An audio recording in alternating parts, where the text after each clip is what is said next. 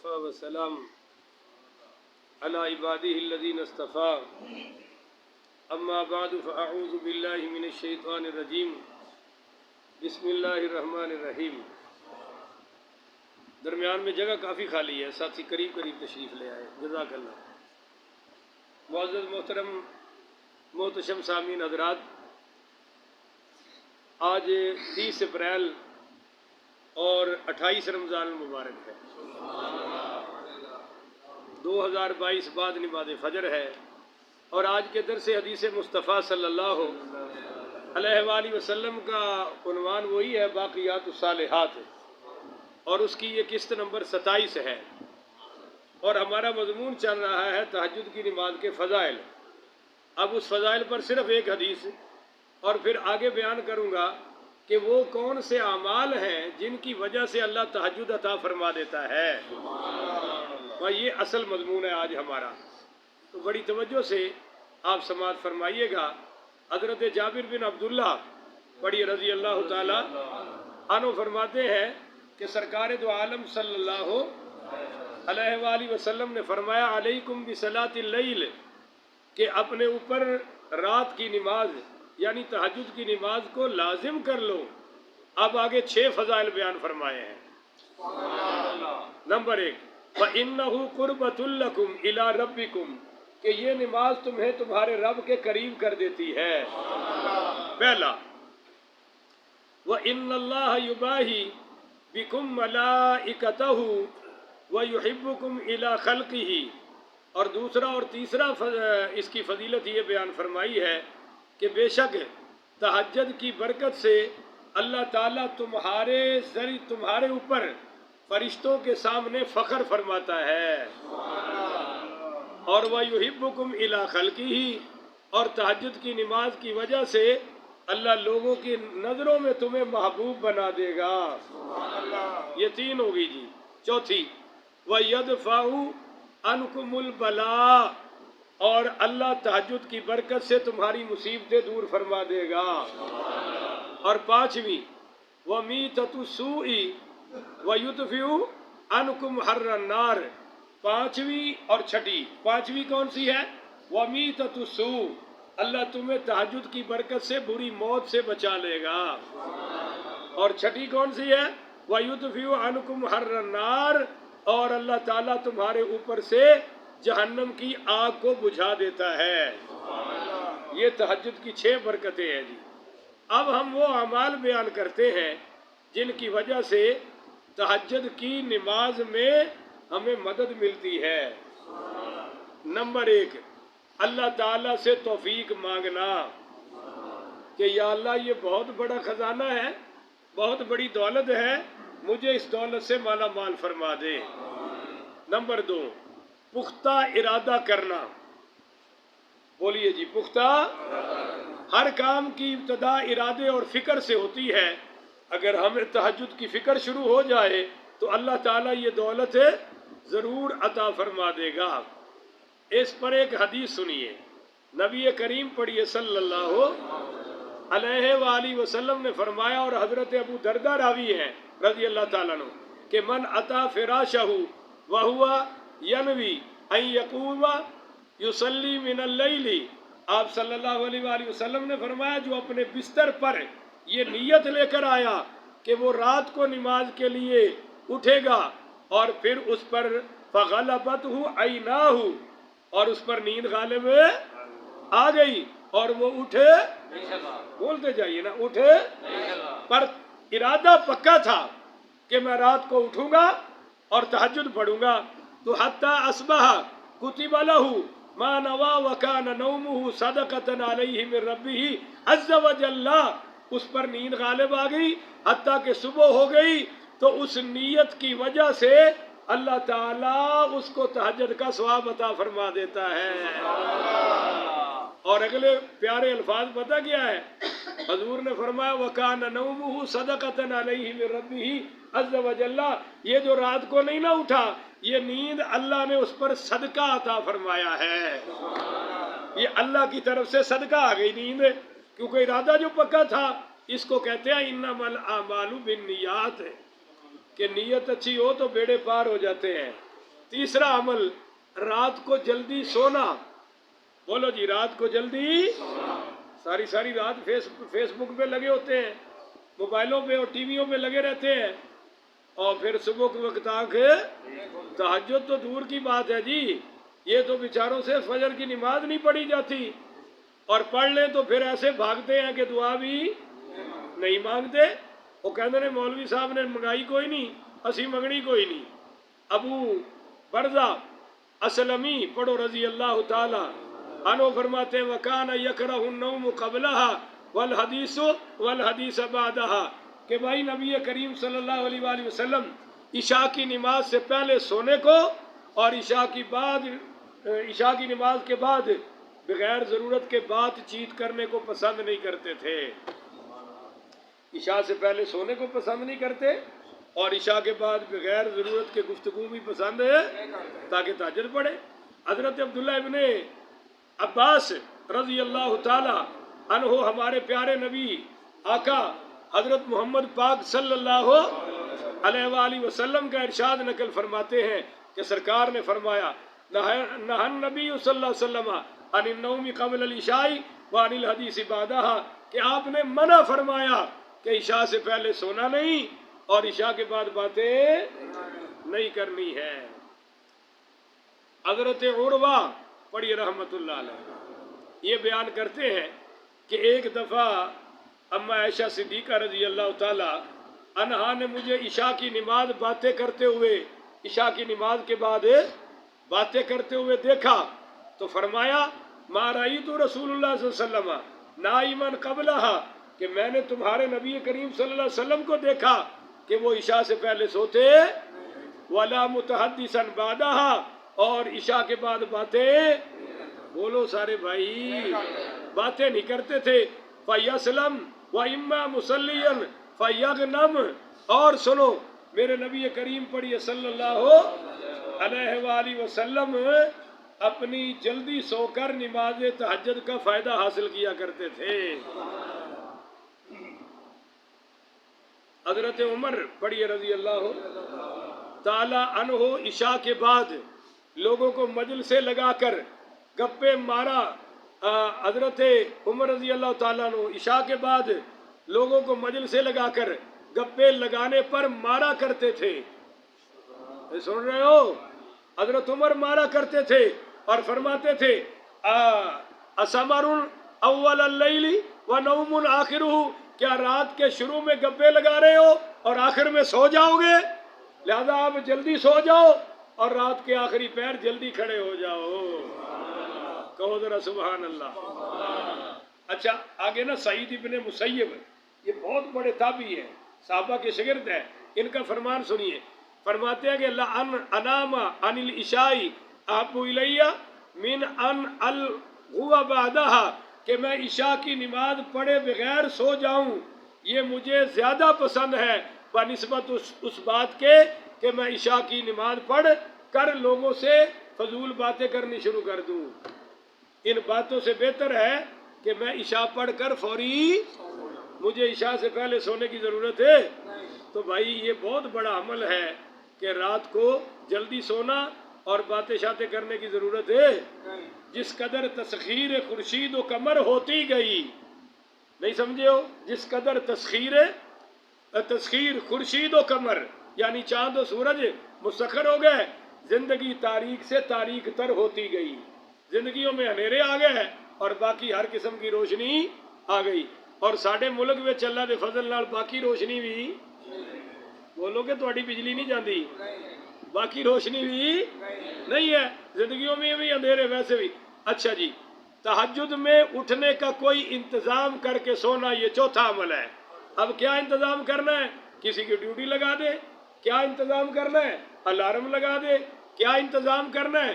گھر میں کوئی بڑا بوڑھا جو جاگ رہا ہوتا ہے اس کو کہہ دے کہ جب آپ کی آنکھ کھلے تو ہماری بھی، ہمیں بھی اٹھا دو، ہمیں بھی جگا دو. اللہ کے فضل و کرم سے یہاں رات کو میری والدہ مجھے کہہ کر سوتی ہے کہ تیری آنکھ کھلے تو مجھے بھی اٹھا دینا. اچھی آنکھوں نا سبحان اللہ. مولوی دیواری سبحان اللہ ہولی نکلتی ہے. اور جب لیلۃ التحریس میں جب کہ حضور نے غزوہ خیبر سے واپسی پر سفر میں رات کے سفر میں آخری حصے میں پڑاؤ ڈالا تو صحابہ اپنی اپنی جگہ پر سونے کے لیے چلے گئے، تو آپ نے حضرت بلال سے فرمایا بلال یار ہمیں بھی اٹھا دینا، اور حضرت بلال خود بھی سو گئے اور لیٹ آنکھ کھلی تو آپ نے سب سے پہلے حضرت بلال سے پوچھا بلال تو نے جگایا نہیں؟ تو حضرت بلال نے بڑی خوبصورت بات کہی، کہا یا رسول اللہ جس اللہ نے آپ پر نیند جاری کر دی اس نے مجھ پر بھی طاری کر دی۔ تو میرے آقا مسکرا پڑے۔ اچھا ایک پانچواں عمل ہے بڑا خوبصورت، وہ یہ ہے کہ سورۃ الکہف کی آخری آیات تلاوت کر کے سو جاؤ، تہجد میں اللہ خود اٹھا دے گا۔ کہو ذرا سبحان اللہ۔ اما عائشہ صدیقہ پڑھیے رضی اللہ تعالی عنہا فرماتی ہیں کہ سرکار نے فرمایا الا اخبرکم بسورۃ ملء عظمتها ما بین السماء والارض، فرمایا کیا میں تمہیں ایسی سورت بتاؤں جس کی عظمت آسمان اور زمین کے سارے فاصلے کو بھر ڈالا ہے، جس کی عظمت سے زمین آسمان کا فاصلہ بھرا ہوا ہے۔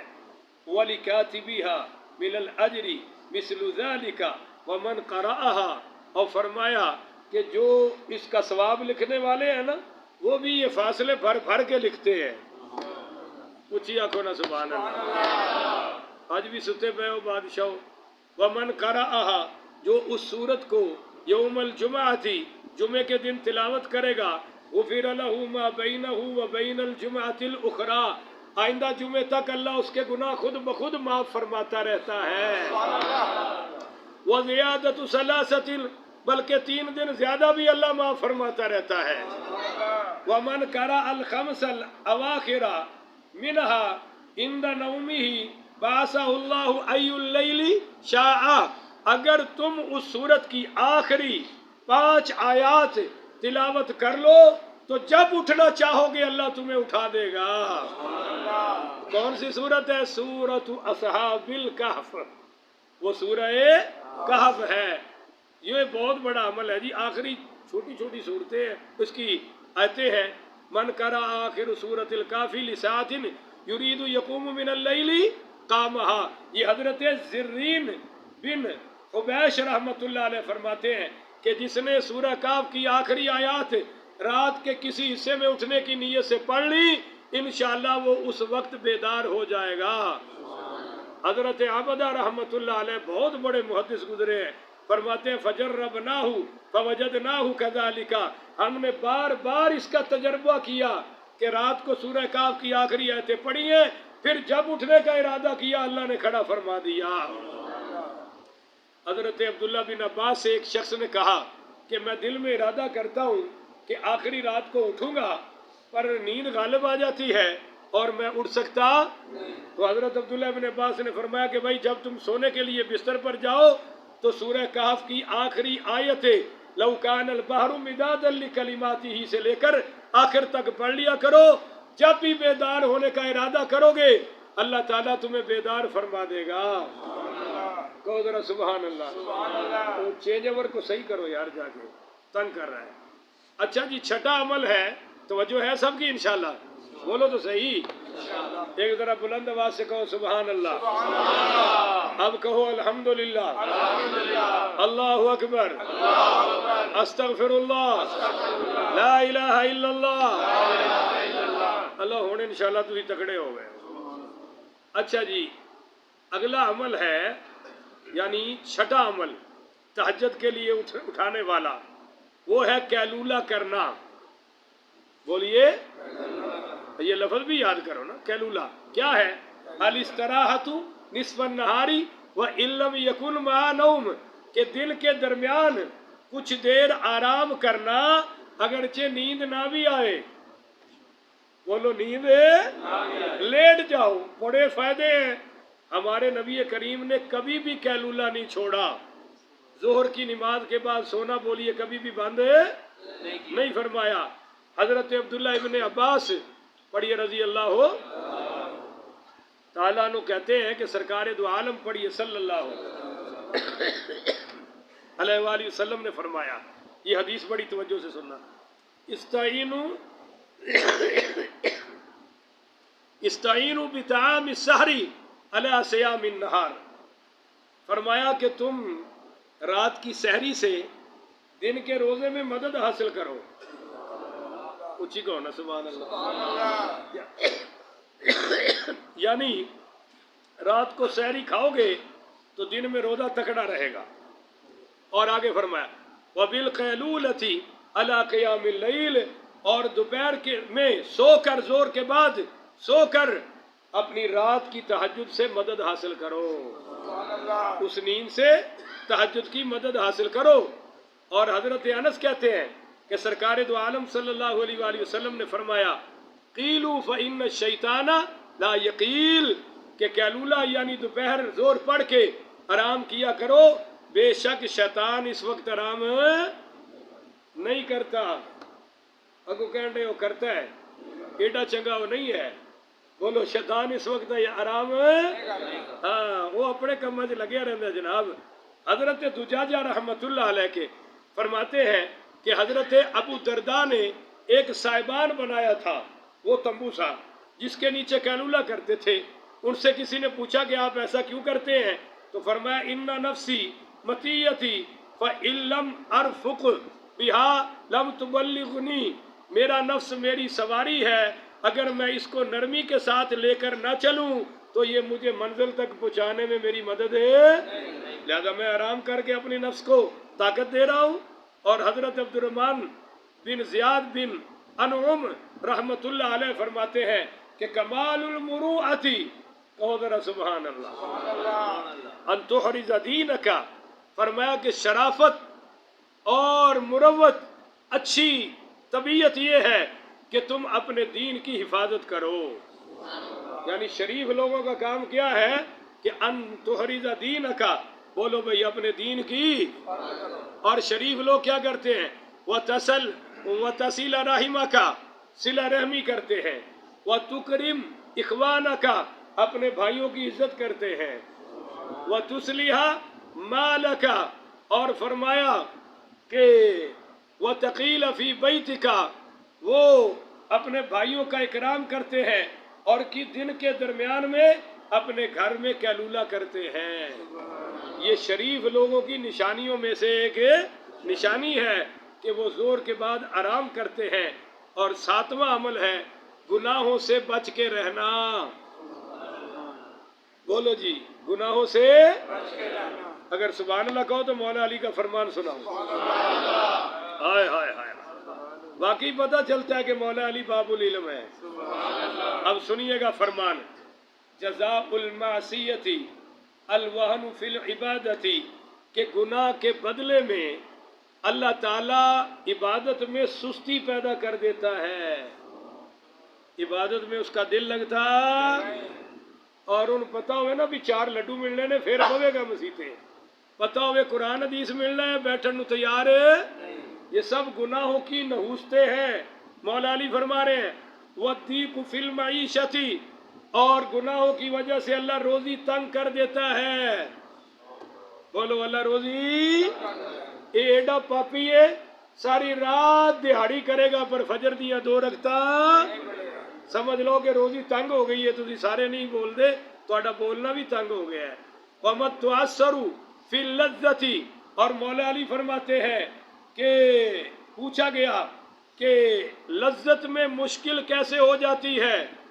حضرت علی نے فرمایا وَالتَّعَسَّرُ فِي اللَّذَّةِ، فرمایا کہ لذتوں میں مشکل پیدا ہو جاتی ہے گناہوں کی وجہ سے، کوئی مزہ بھی نصیب تو پوچھا وَمَا التَّعَسَّرُ فِي اللَّذَّةِ، یہ لذت میں مشکل کیسے پیدا ہو جاتی ہے؟ تو مولا علی نے فرمایا قَالَ لَا يَنَالُ شَهْوَةً حَلَالًا إِلَّا جَاءَهُ مَا يُنَغِّصُهُ إِيَّاهَا، فرمایا وہ کسی خواہش کو حلال طریقے سے پورا نہیں کر پاتا اور اس میں کوئی نہ کوئی ایسی چیز پیدا ہو جاتی ہے جو اس کے مزے کو بیکار کر دیتی ہے. یہ سب گناہوں کا نتیجہ ہے. بولو یہ سب گناہوں کا نتیجہ ہے. اور یہ جو اتنے بڑے نافرمان ہوتے ہیں نا، بیوی کو بھی لتر کھاندے نے اور اولاد کو بھی، اچھی بولو میرے ستے سامعین، بولا کرو बीवियां भी सभी वफा नहीं, इनको कारखानों में भी सुकून है।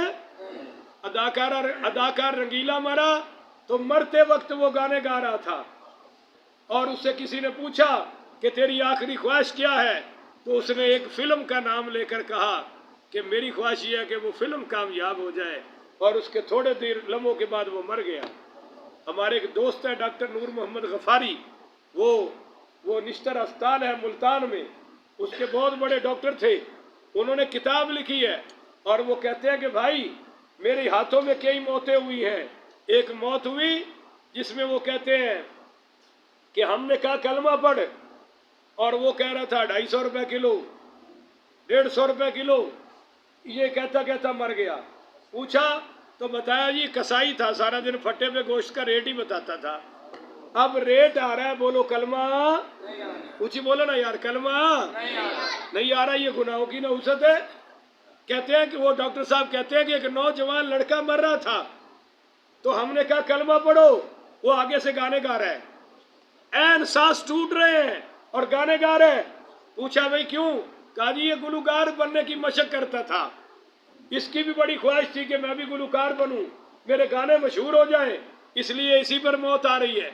वो कहते हैं कि एक बंदा मर रहा है, हमने कहा कलमा पढ़ो, तो वो क्या कहता है, तेरी बहन नू, तेरी मां नू, तेरी धी नू। पूछा भाई ये क्या? उसने कहा जी ये हर वक्त गालियां ही बकता था, गालियों पे मौत आ रही है। तो मौला अली फरमाते हैं कि इनकी जिंदगियों से अल्लाह लज्जतें खत्म कर देता है जो हर वक्त अल्लाह रसूल की नाफरमानी करते हैं। अल्लाह भाई हमारी इससे हिफाजत फरमाए। अब आपको इमाम हसन बसरी, सारे पढ़ो रहमतुल्लाह अलैह, आखिरी बात है ये, आखिरी उनका कौल है, पर जरा आप जागे, क्योंकि सस्ती थोड़ी अखा तो उतर भी जाती है तो चेहरे ते नजर आ रही है ना। उनका फरमान सुनो, वो कहते हैं कि मन अमिल हसनतन, जिसने कोई नेकी की,